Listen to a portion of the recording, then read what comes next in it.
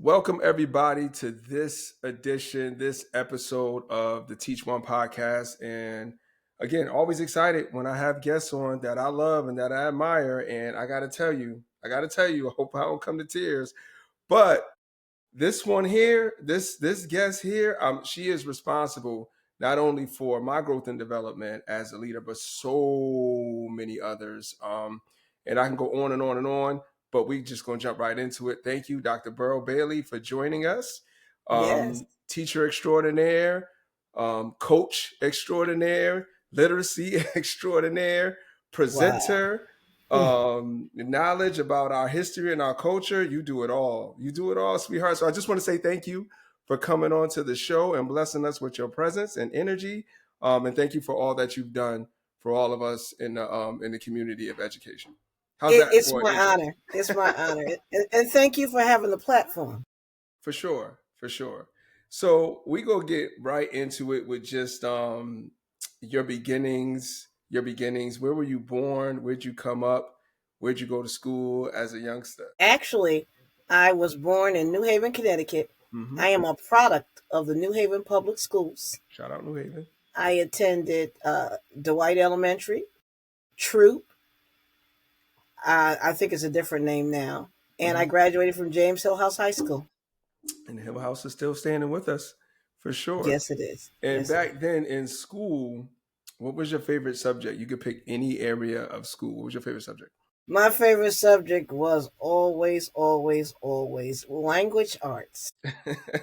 Why is that? I read when I was 3 and 4 years old. Yeah.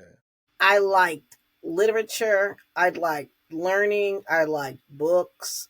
It was just my favorite. So you was one of those folks as a youngster that played school? How did you know? You made a great inference. I played school, and everybody around me played school too. And did you have a favorite teacher in any of those years coming up? I had several favorite teachers. I was very fortunate. Okay. My second grade teacher, Miss Charlotte Esdale. Yeah. My fifth grade teacher, Miss Constance Cook. Okay. I was made after fifth grade.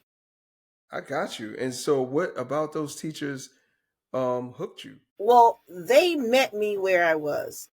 Okay. I mean, hard to believe I was talkative. And they didn't take that as a bad sign. Yeah. But they helped me kind of harness that and brought out the leadership in me and gave me opportunities to talk and to like be a peer tutor. So it was those teachers that said, you know what, there's something in this little girl. Okay. We're gonna bring it out. And we're gonna bring it out. And at that time, were those teachers, what were the demographics of the teachers? Well, those were actually African American teachers. Okay. Do you think that has something to do And with it at one that was time? from the South. Okay. And Miss Cook, my fifth grade teacher, was from the South. I remember, she was polished. I mean, from head to toe. And very proper, taught us how to sit, taught us how to behave. She was really into etiquette as well. And so I had the mentors. Okay. I had the mentors at a young age. Right there. That's good. I did too in elementary school. I went to Simpson Waverly and Hartford, and Yes. we had so many black female teachers. Not Exactly. no males. The Yeah. male was a principal. Horace Yeah, the Howard male was was the present principal. always. But the female teachers, they didn't play around. They didn't play They around. did not. They did Loads of not black play female around. teachers. So after high school, after Hill House, you went where? Where'd you go? What was your direction? I actually went to Simmons College, now Simmons University in Boston, Massachusetts, Okay, to where do I what? graduated. Yes. To do what? What was your focus? To major in education. Okay, What else? so I didn't understand. So at what point on your journey going to college did you figure out you wanted to be a teacher? Well, I knew I wanted to be a teacher when I was 5 years old. In fact, I neglected to talk about the teacher that really initiated this, which was my kindergarten teacher. Wow. And I think her name was Miss Marsh. Okay. And I'm going to be vulnerable. Okay. I said to my teacher, I said, Miss Marsh, how can I not be poor? I said, because mm, we don't have furniture and we sleep on the floor, mm. which was actually the truth. Understandable. And I don't like being poor. And she said, well, if you don't want to be poor, you got to be smart, get good grades, then you can go to college and get a scholarship, get a good grade, and get a good education and be anything you want to do and make money. Wow. And that did it. And because she was the one giving me the information, I said, she knows what she's talking about. I want to be a teacher like her. And that stuck with you. That stuck with me from 5 years old. Powerful, extremely powerful. Along the way, I have some similar words that I give to my people now when it comes to Mm-hmm. getting a job versus having a career, and school saving my life, and education is the key to your success, right? Like, It really is. um, I mean, Malcolm X tells you education is the passport to the future. this is It true. belongs to those who prepare for it today. Tomorrow belongs to those who prepare for Prepare it for it today. today. I mean, I That's didn't know amazing. Malcolm at 5, but Yeah. I learned to know him, and that stuff. And when people, and I think that's part of our responsibility as educators, is to not drop what's only in a textbook or the curriculum that's in front of us, but to give gems to students about real life and what it's going to take. Exactly. And if you're not doing that, then what are we really doing at Then the end what of are the we day? really doing? Right. Exactly. So Simmons College, you went through Simmons College, you majored in education, you finished. Yes. What was your first job in education? My first job in education was in Brownsville, New York, believe it or Okay. not. Okay. And I told myself then, I said, if you can make it in Brownsville, New York, Mm-hmm. you can teach anywhere on the face of this earth. And my first job was in an alternative school Ooh. with students whose next step was jail. And when I tell you that was a challenge, but Mm-hmm. I rose to the challenge and was pretty successful. And then got an opportunity to move back to New Haven and work in New And Haven. work in New Haven. And so in New Haven, was it elementary? Was it middle It school? was elementary. I Okay. became a fifth grade teacher at Jackie Robinson Middle School. Okay. At And what that was that? time, it Yeah, was what an was that like? open school. Yeah. Okay. What was that like though? Well, it was different. One, because we had the open classroom concept, Like yeah, I've seen that which before. when I went to Hartford, I went to the same thing with Sand School. Yep. So, but it was great. One, because I was in a normal building. Mm-hmm. I was paired with a fifth grade teacher who we are sisters today, and she is my daughter's godmother, Sylvia Hayes. Shout out, Miss And Hayes. she was such a wonderful Wow. person that it gave me a great experience. Mm-hmm. I mean, we really gelled and created a partnership and did all of our planning together. Okay. That's great. Fifth grade. But then you go on to Sand School, Yes, um, back in Hartford, Connecticut. That's where I met you at.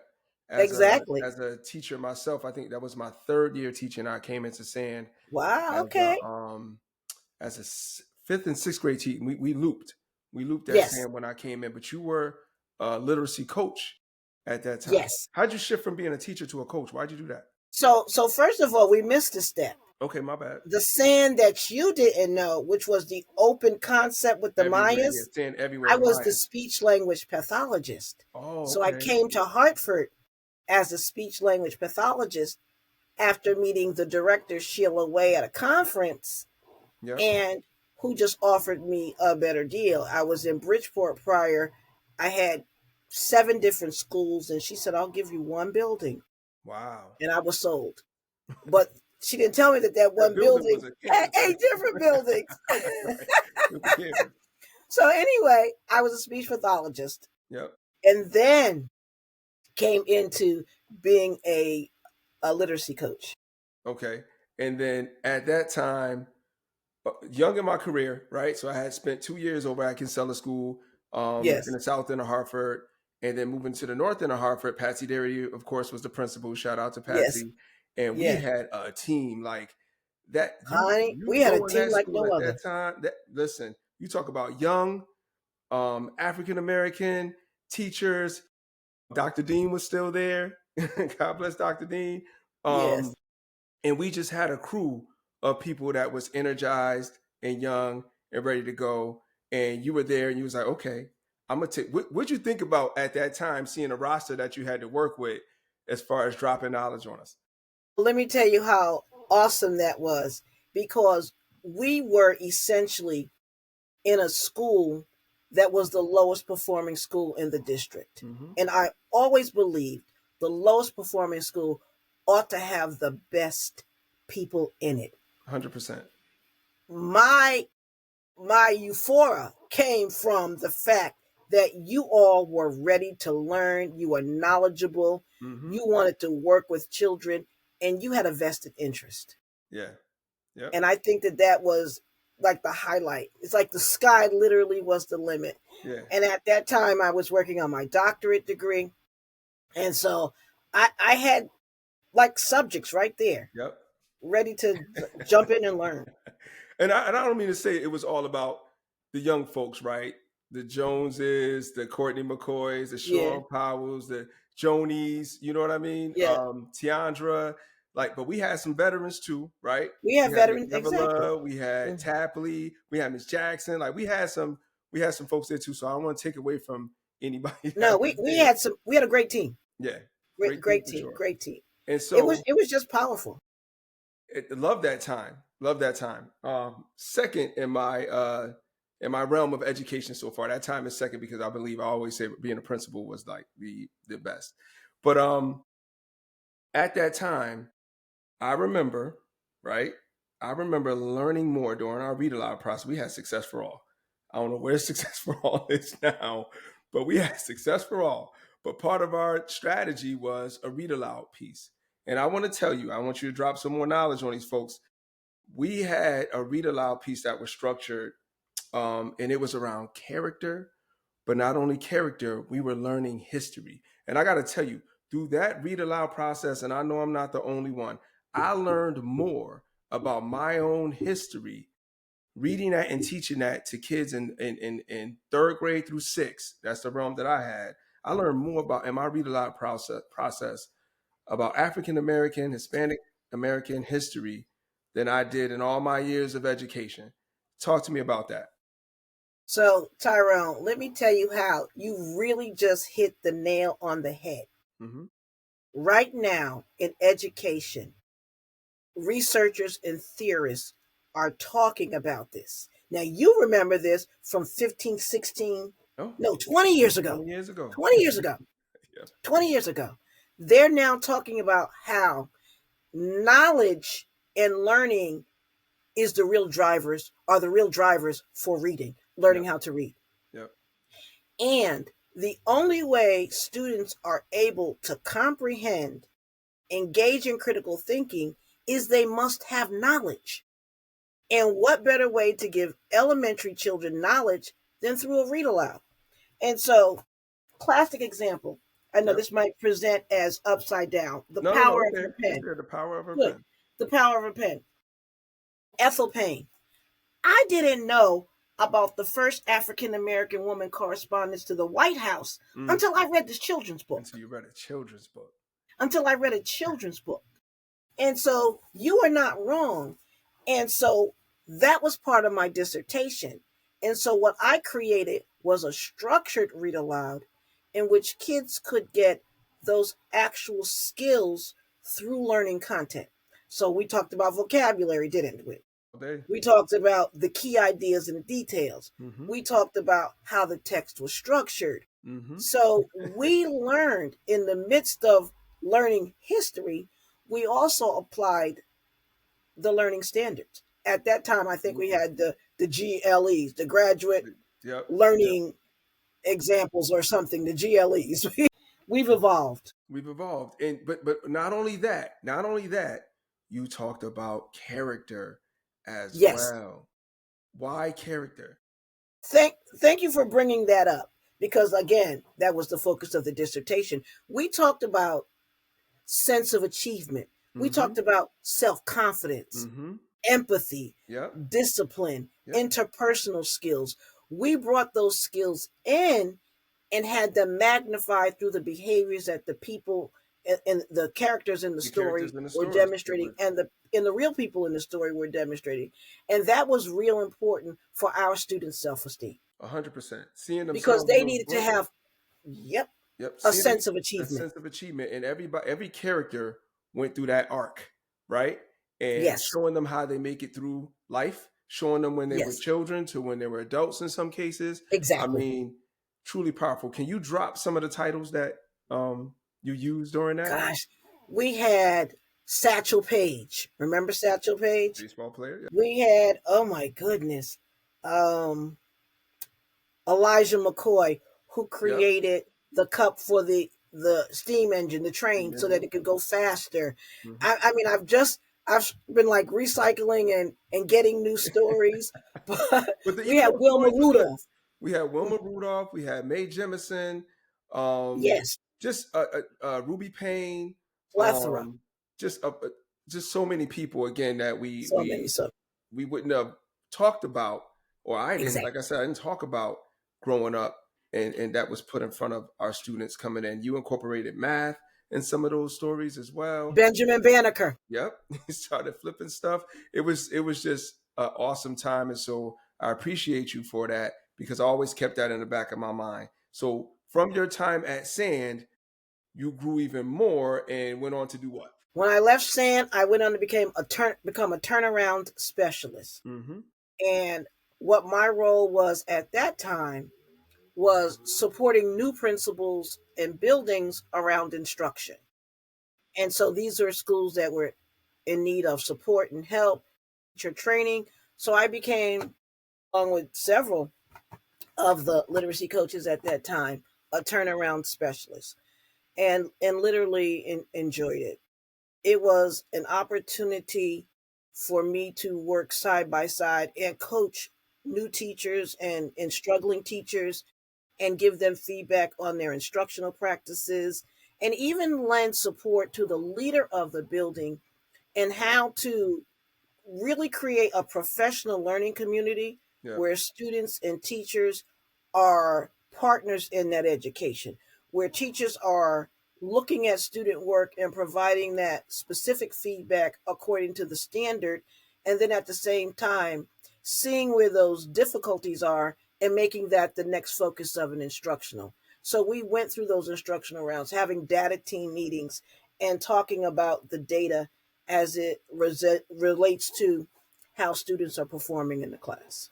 And so I like to. There's a book called The Multiplier Effect, right, where you get yourself to a certain place and you start dropping it down to those other people, right? Like I never wanted to be anything past a teacher, but somebody came to me, Ms. Darity, right, and said, you're going to become a leader, you're going to become a principal, and you're going to drop your stuff at a bigger pace, right? I never thought I would be anything outside of a principal. And you go into another realm in central office and you start multiplying through those other principals good strategies and different ideas and things that they could do to make their buildings that much more successful. And so that's all you out here doing is just multiplying all over the place. Courtney and I tried to sit down and look at your branches from your tree and all the people that have been successful from that. We're Mm-hmm. still not finished. We're still not Yeah. finished doing And that. let me give a shout out to Patsy Darity as well. Hmm. And Hmm. many of you may not know that, but Patsy Darity was our mentor and our tour mentor.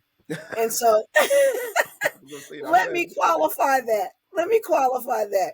Because Patsy came to me and said, "You need to be a principal." I Hmm. never wanted to be a principal. You did it I though. said, "I don't want to be a principal, Patsy." Patsy said, "Well, the district wants you to be a principal. And if you're not going to be a principal, you're not going to have a job." Wow. So that's how Yep. I interviewed and became a principal and ended up loving it At Clark School, right?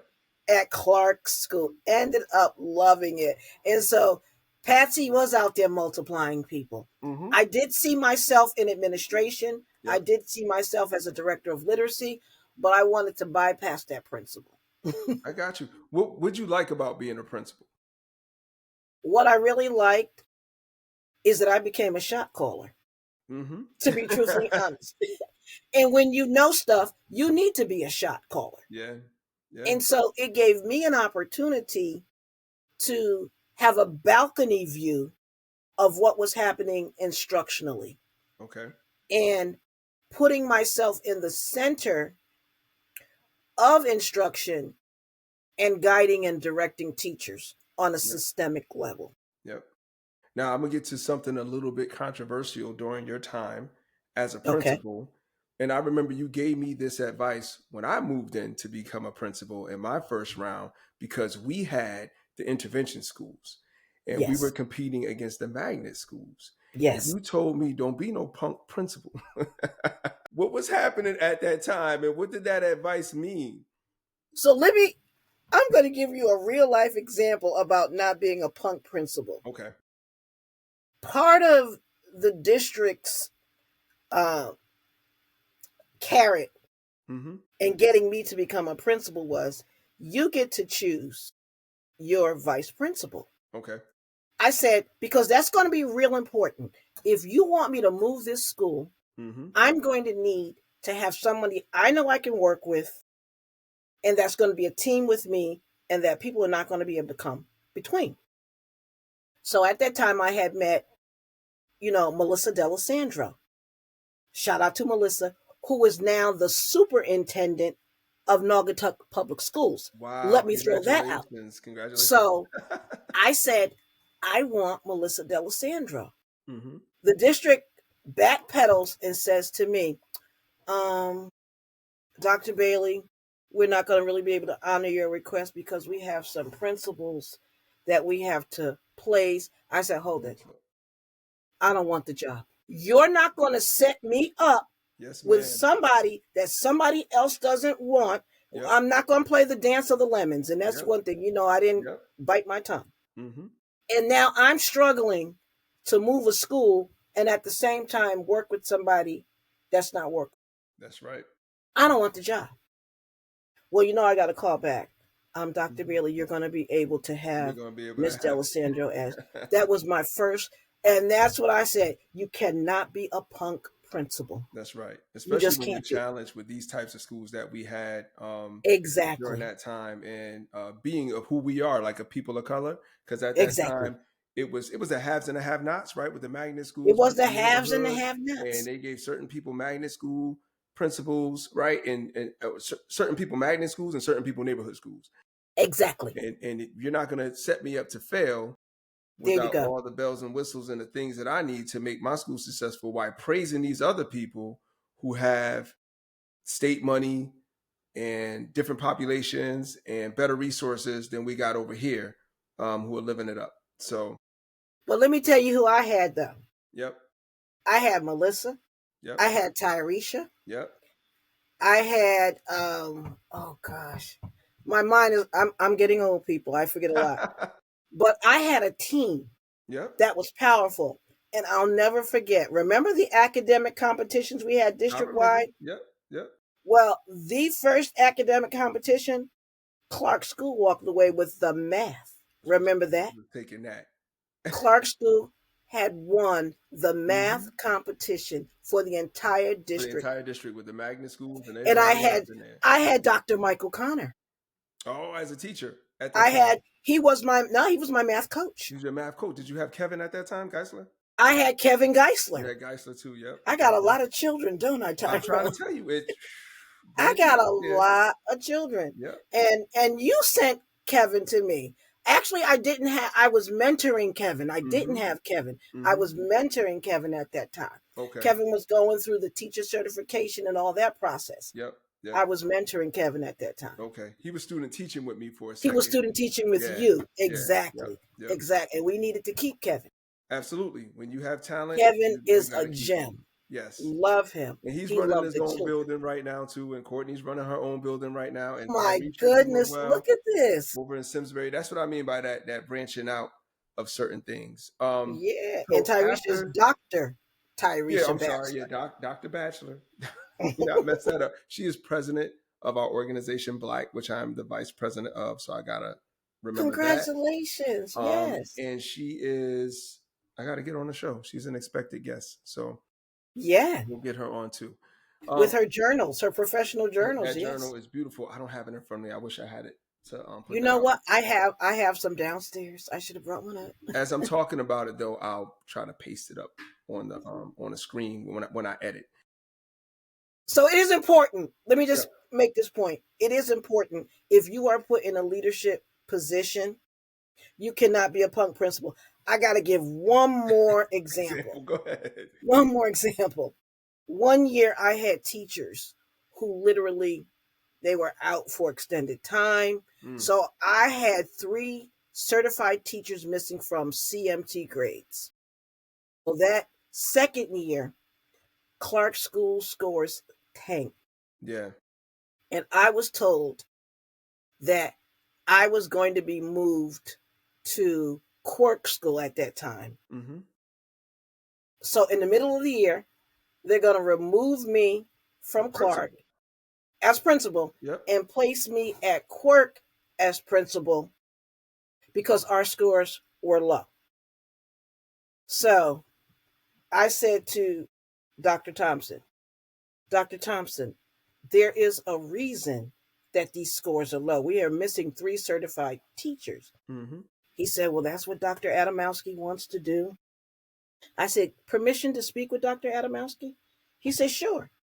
I put together this, comprehensive picture of our data, of the projections for next year. And I went to Dr. Adamowski and I said, I realize you have a job to do. I said, but let me explain. We're in a position now where our scores are going to be much better. They're not going to look this bad. And I went through the data presentation. I said, now I realize that you have still a problem. You don't have a problem for Quirk Middle School. Might I offer Bill Chambers to you? Bill Chambers has experience with middle school. I don't. Yep. Bill Chambers has this. I don't.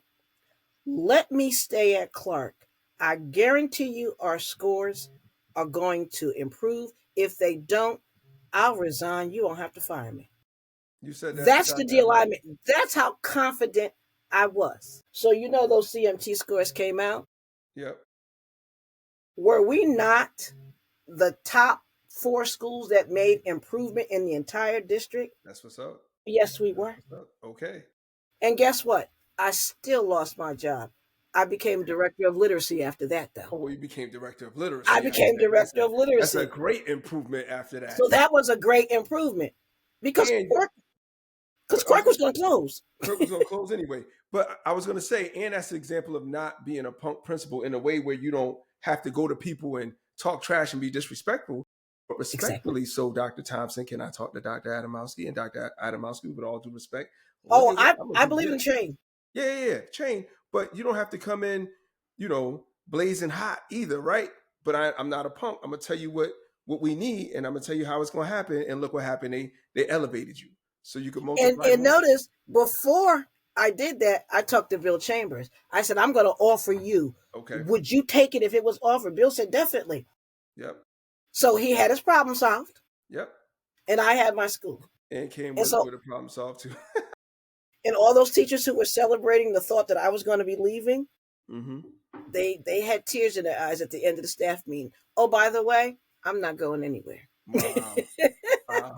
Hey, listen, I do want to point out that that's still a problem. I'm dealing with that right now in some of my schools where people are out, whether it's FMLA for whatever reasons and whatnot, in key areas. And anytime a teacher is out in a classroom for an extended amount of time, that tier one instruction is affected. And we have a crisis in our midst, right? We're in the midst of a crisis where we can't find teachers nationally at all. And then when we do find them and they go out, well, first of all, we do find them sometimes they're not of quality. And Exactly. then if they go out for a certain amount of times, it just hurts us more. So I don't know what It we're gonna hurts us. do, but we're still facing that same challenge of teachers being out. That is a national crisis, and we're going to really have to come together. And when I say come together, I'm talking about the community, I'm talking about families, Yep. because this is real. We have to pick up the pieces, unfortunately, of what's happening. And for too long, we've relied on the school to do everything. And we Even really more now. just cannot. We Yeah, really even just even cannot. more now when it, especially after COVID and Exactly. all the mental health things that we need to do with people. And I say people because it's not just students' mental health, it's our staff members as well, it's our parents as well. And it seems like the school is the place to solve everybody's social emotional issues. And that can put more right The stress pressure. more pressure, more stress on the principals and the staff and everybody in the building, frankly. So yeah, we got a lot of work to do. I agree with that. We So do. after Hartford, you're done with Hartford. You moved on from Hartford. You're in retirement now, technically, but what'd you do before retirement? I went to work in Bloomfield with Dr. Yep, Thompson yep. and the late great Dr. Stacy McCann. Mm-hmm. I Shout went to out to Stacey. Bloomfield Yep. as the director of literacy Mm-hmm. for high school. Okay.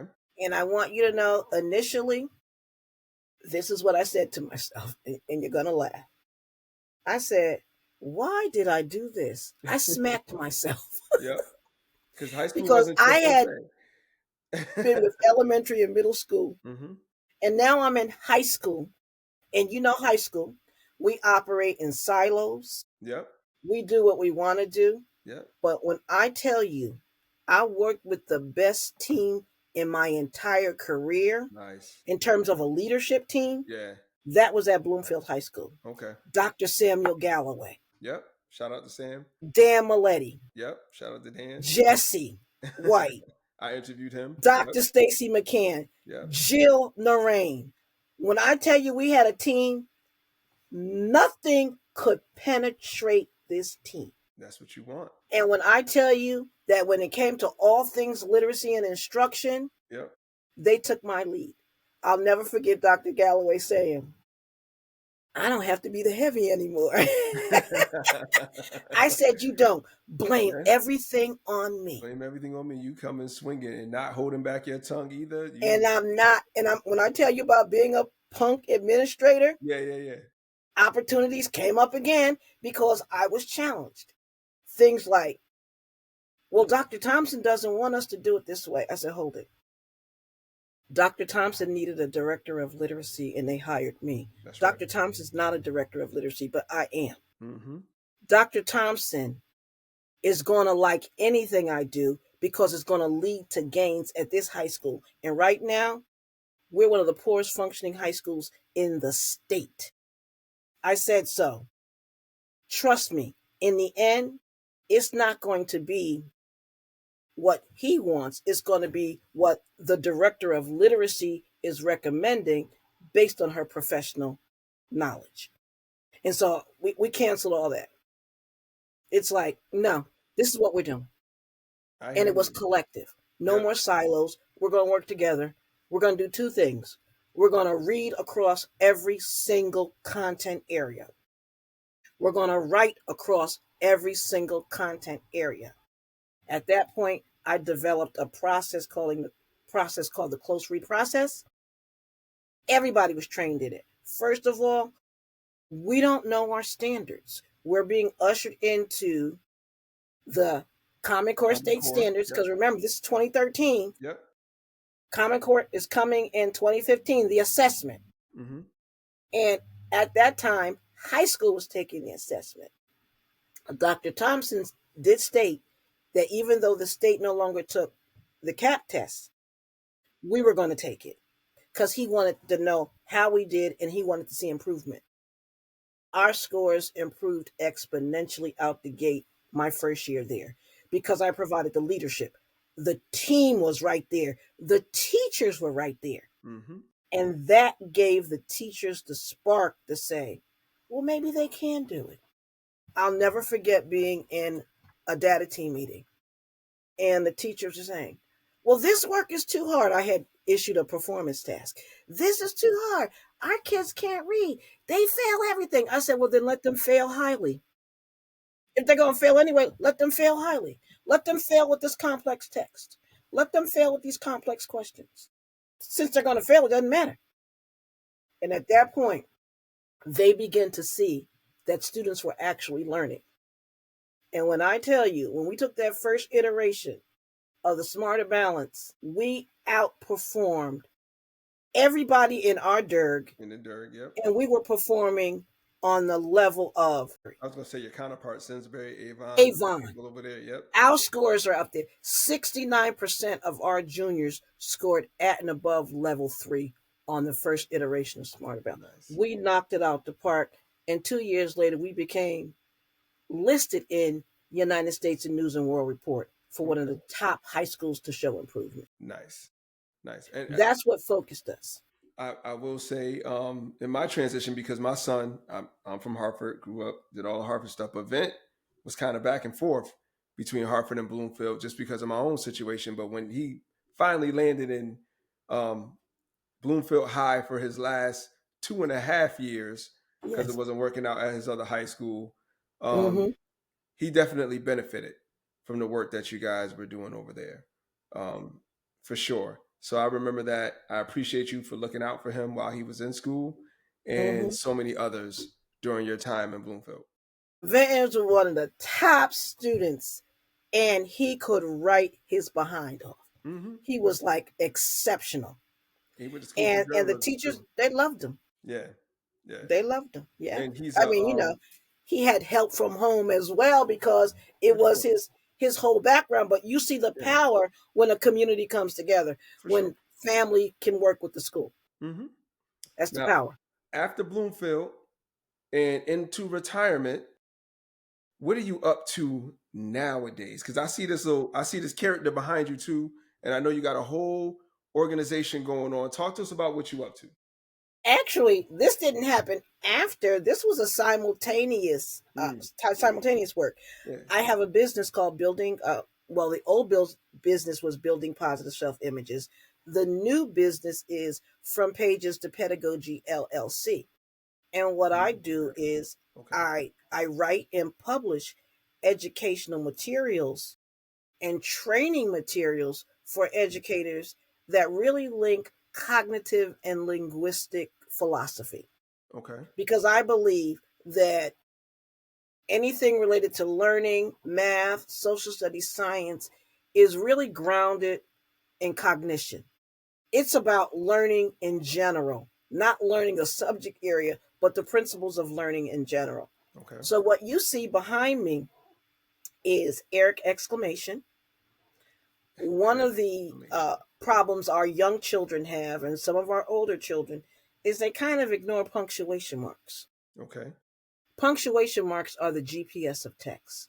They show you how to navigate complex text. If you don't pay attention to punctuation marks, it throws off fluency, you get lost. Yes. And so you need to really address and focus on punctuation. Well, my way of getting kids to do that is one, my son in law and I wrote a rap and he produced it around punctuation. And I created characters and I also created a game. As you can see, Eric exclamation is holding the game called Pingo, Pingo. in Okay. which students listen to statements and they auditorily identify which punctuation marks they hear. Now, that's Okay. a high level of critical thinking because symbols like a question mark, quotation mark, comma, period, exclamation point, and apostrophe Yep. are visual symbols, but they're now listening for them in the cadence of what I'm reading. And so, what that forces them to do is be a close listener, which my hope is it translates them to be a close reader and not just go by them and skip them. When I see a period, that's a hard stop. Now you When I mentioned see, go ahead. you mentioned your son-in-law Yes, helped you with what now? my son in law helped me write the rap. And he produced it. Okay. And We gotta listen to some of this. So go ahead. let me play some of this. This is a punctuation anthem. And we got characters, right? Who are our Yes, characters again? we have Eric exclamation, Yep. Patsy period, Patsy. Courtney comma, Aaron apostrophe, the quotation quartet, And did I forget somebody? I think I got everybody. Question mark? Did you say Quincy question mark. Thank Quincy you. question Quincy mark? There you question mark. go. All right. So let's hear some of this. All right. Well, let's see. The last words of the show between you and another, Yes, I and can hear maybe it. another. Got a posse with us that'll build text structure, yeah. Yeah. Patty Patty Period is Period is serious, serious. and Courtney Commons will always keep you curious.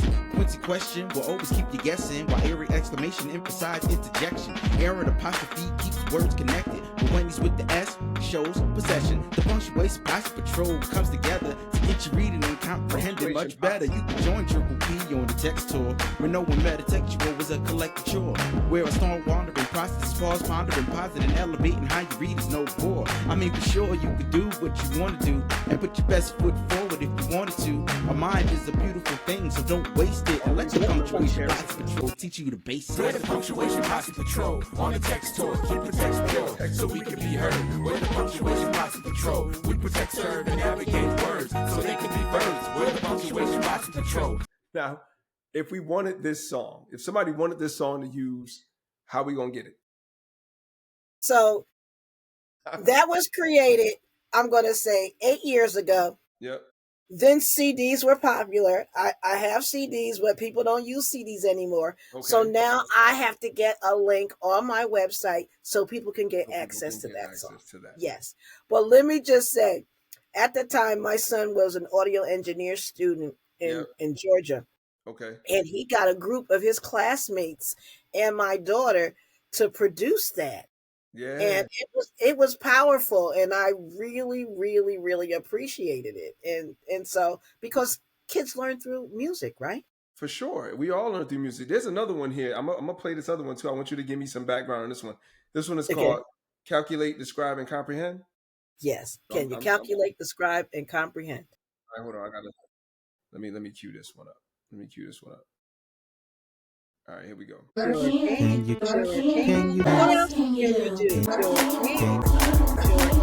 edit, punctuate, and capitalize? Now, that's a mixture of a lot of different elements of education and reasoning and Bloom's taxonomy or DOK. Exactly. Where'd that song come from? That song was born out of my desire to make sure that when students were responding to selected response questions, they know what they had to do, that cognitive task. And if you if you listen, you'll hear a familiar tune, which is, if you're happy and you know it, clap your hands. If you're happy, that's where that came from. That was written 20 years ago. Wow. That was written actually when I was a turnaround specialist at Milner, working with Cheryl Jackson at that time. Okay, shout out. And so another project I gave my son-in-law, and the other voice on there is my daughter with the Sure Can. And so they got together and they produced that for me because, again, I wanted to have something to give to teachers, to give to students, to have students singing about, so that they can begin to develop that word consciousness. Mm-hmm. Like, well, what does it mean to analyze? Well, what does it mean to classify? And as you heard, you said, oh, math. So notice how I made it interdisciplinary. Yes. It can be used across content areas in elementary and middle school. Because, sometimes middle school kids, they're too big for stuff. But you can use that. It would help them. For sure. 100%. What are you, how can we get, because you also do these events where you go and you put on professional development for folks. Yes. How does that happen? What do you do professional development? Well, I do have a website with contact information. And schools do contact me, directors, principals, they do contact me. And we engage in a conversation about how best I can help their staff and them as well, monitoring instruction, because that's a big part of it.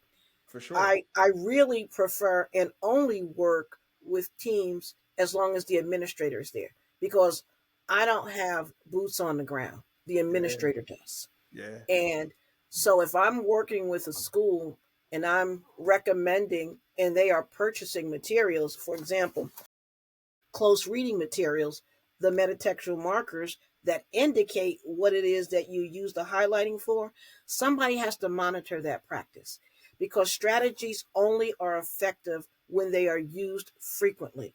And John Hattie calls that spaced practice, Now, wait a when minute. there's the frequency of the use. Let's go back to Okay. that other tool, because I know you got a ton of resources and people gonna have to check out your website to see all these things that you've been making up forever. I don't know where you get this creative side from, but you will take something and throw onomatopoeia on it and throw alliteration on it and boom, bang, boom. I got a yellow marker that's meant for what? Like, what do we got? Yellow is for vocabulary. I don't know if you can see that Yep, in this. And on the marker, you'll see the I see it. Spanish The and the Spanish English version too. version. Yep, yep. Vocabulary. Orange is for key ideas and details. Key ideas and details. And the idea behind this is, when I'm reading now, I don't know about you, but when I was in college, we just highlighted everything without Yeah. a rhyme or a reason. Yep, yep. But now I wanted students to really understand what makes a text complex and how I can break that text down. And we use the metatextual markers.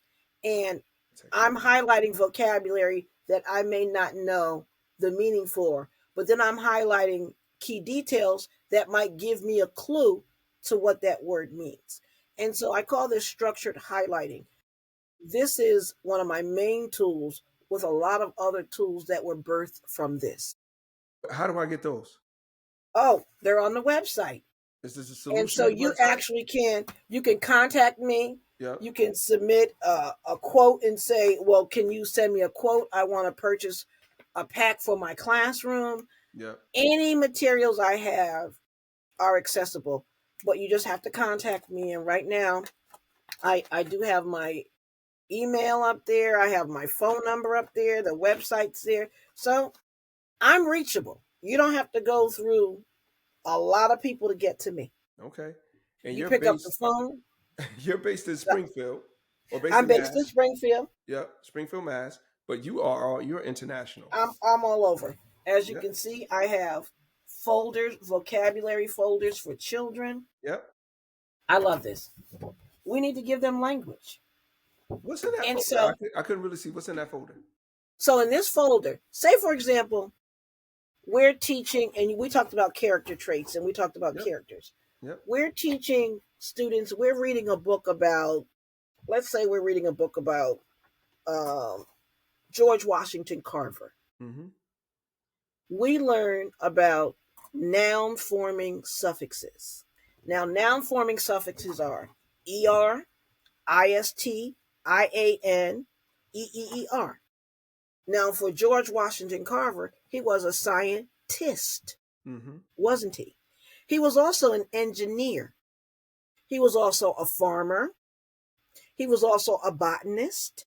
So you see where I'm going with this? Yeah. Why would I just teach one suffix about George Washington Carver when probably 5 or 6 apply to him? And you're learning about what he did, and what the history is. Listen.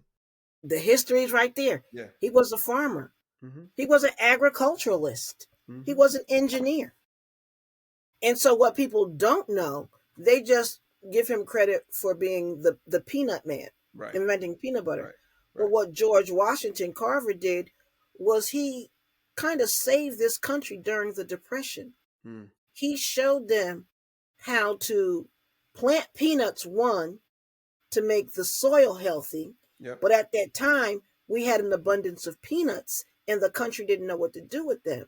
He says, well, let's not pay for peanuts to come into this country. Right. Let's impose a tariff on that so that it's too expensive, which forces people in the country to buy the peanuts that we already have. That we have inside, yeah. So he was political. And so you know, people don't know that. Dropping knowledge. And so then if we want to look at an adjective forming suffix, we can say he was diligent, benevolent, constructive, ambitious. Now I'm teaching you suffixes that describe him. But these are words that normal elementary students aren't using every day, and they're reading in their Say it again. It's beautiful. Normal elementary students aren't using that vocabulary. Exactly. Yeah. And so now they have the vocabulary, and when Mr. Richardson says, I'd like for you to write an essay on George Washington Carver. Mm-hmm.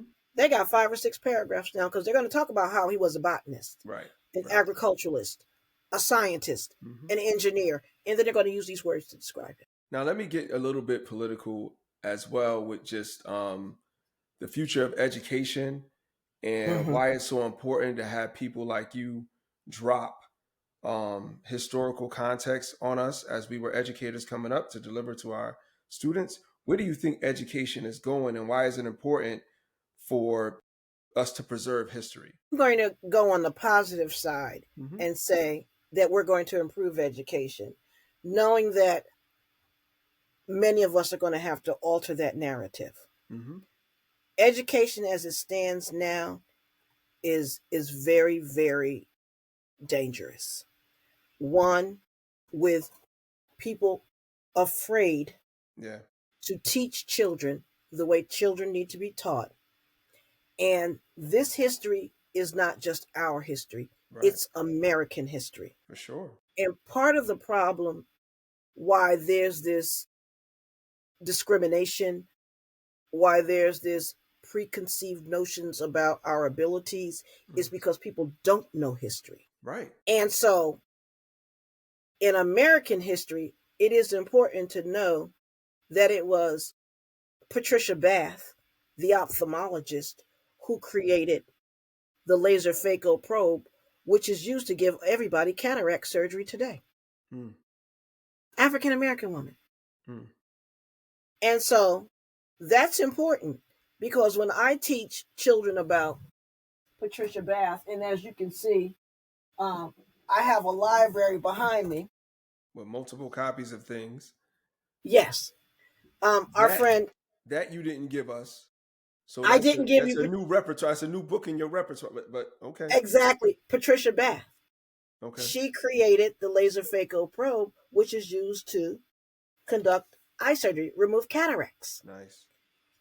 I use this book not necessarily to teach that she was an African American woman, but I use this book to teach the science and engineering practices. I can the cross-cutting concepts, the disciplinary core ideas. For NGSS. I'm teaching the standards, NGSS. That's what I'm teaching. In the meantime, the benefit is children are looking at themselves saying, wow. Now, I want to let y'all know out there that's listening or that's watching. I just want to let y'all know this is what I was talking about earlier that we were experimenting with 20 years ago, and it's still popping, it's still going on. So you got to reach out to Dr. Bailey about this type of work in your school system. Yeah. This is what we need to do. And guess what? We don't have to put an equity lens on it, put a learning lens on it. This is brain-based learning. Okay. And so if education is to survive, and if we're to do what we are really hired to do, we're going to have to start talking about cognition. That's it. It's great learning for everyone. Language is the equitizer, the equalizer. And so equity now, language is the new equity. Cognition is the new equity. Because that is the only currency in which we can buy comprehension and critical thinking and knowledge. Amen. Amen. We have to start wrapping up. Your time has been great. I would be crazy. I would be committing educational suicide if I did not mention Cecilia Green. And how excuse me. Yeah, doctor. And I would be committing suicide if I let you say that. Her name is Dr. Cecilia Robinson Woods. But you are 100% correct. Dr. Cecilia Robinson Woods. Cece, my bad, Cece. Have you been in touch with her? Has she invited you out? Have you worked with her, spoken with her? Let me tell you about our friend, Dr. Robinson Woods, formerly Cecilia Green. We talk practically every other day. Okay. I have probably spent the past 6 years in Oklahoma with her at least 4 to 5 times a year. Okay. We vacation together every summer. So we are besties. We are doctors on the dock. I hear you. I just had to give her a shout out because when I was going through my SAND folks back in the day and I didn't mention her name, knowing how an important figure she is, not only for her community in Oklahoma, but for some of the stuff that she's done in our realm as well, I just had to make sure I shouted her out. So, and I'm so glad you did. She would be really happy. She's been a superintendent in Oklahoma for the past 12, 13 years. She's doing phenomenally well. And I use a quote from her when I'm talking to my middle school folks. I actually said it today when we were talking about middle school students and never assuming that kids know something unless you teach it to them. That goes for students and for staff. And also with middle school folks, when you've done it or you mentioned it or you said it 1,000 times, you're just getting started. So those were my two quotes that I remember from Dr. Robinson Woods. And CC, we appreciate you, and I got to get her on as well. Definitely, you got to get her on. Yeah, for sure. And another piece to this interview is your top 5. So, okay, let me get you my top 5. You have to deliver your top 5 movies or TV shows about school. So, and you go from your 5th to your 4th to your 3rd to your 2nd to your 1st. So, they're all movies. They're all movies. Lean on Me, 5. Lean on Me is number 5. Okay, that's a new one for us here on. That's number 5. Usually Finding Forrester. Finding Forrester is number 4. Okay, I've heard that one too. Mr. Holland's Opus, number 3. Number 3, Jesse had that on his list. Number 2, Akilah and the Bee. That actually was there too, and I got stumped on Keke Palmer. Why Akilah and the Bee so high? What do you mean? Why so high on your list? That's number 2. Why so high? Let me tell you why it's high on my list. Mm-hmm. Because that scene with Lawrence Fishburne and her, mm-hmm. and he's reading that quote to her. Yep. In terms of and it's escaping me. And I know it has something to do with greatness and being the best and within yourself. Mm-hmm. That was powerful because that's the power of a teacher. Understandable. And initially, he had to orient her into that way because she was not being serious. Right. And he unequivocally let her know, I don't have time to waste. Learning is serious. So that's the power of a teacher. And then that's the power of a student realizing her potential and then going for it. Okay. Thank you for that. That's number 2. What's your number 1 is The Great Debaters. Okay, The Great Debaters. Now, I am not, and so Jesse brought this one up too. It's Denzel, right? You can't go from Denzel. I have not watched that movie. I'm sorry to say, from beginning to end. I have not watched it from beginning to end, just parts. Tell me more about why Great Debaters. Let me tell you why Great Debaters. Because I call Great Debaters the Kairos of movies. Because that movie, and Kairos is a call to act. Kairos, you have telos, ethos, pathos, logos, and kairos. Okay. Telos is your purpose. I'm giving the bookends. Kairos is your call to act. Okay. That movie moved the NAACP to put college on their radar, to put learning on their radar, besides fraternities, sororities, and football games. Nice. Because what the NAACP does now is they take buses of children to see HBCUs in action, and it's on an academic stage. So could be directly related to my experience of an HBCU tour when I was in high school, and how we got on those buses and we went on those tours, and me going to Virginia State. Even wasn't for a great amount of time, but I love that experience. So I would think that is coming out of that.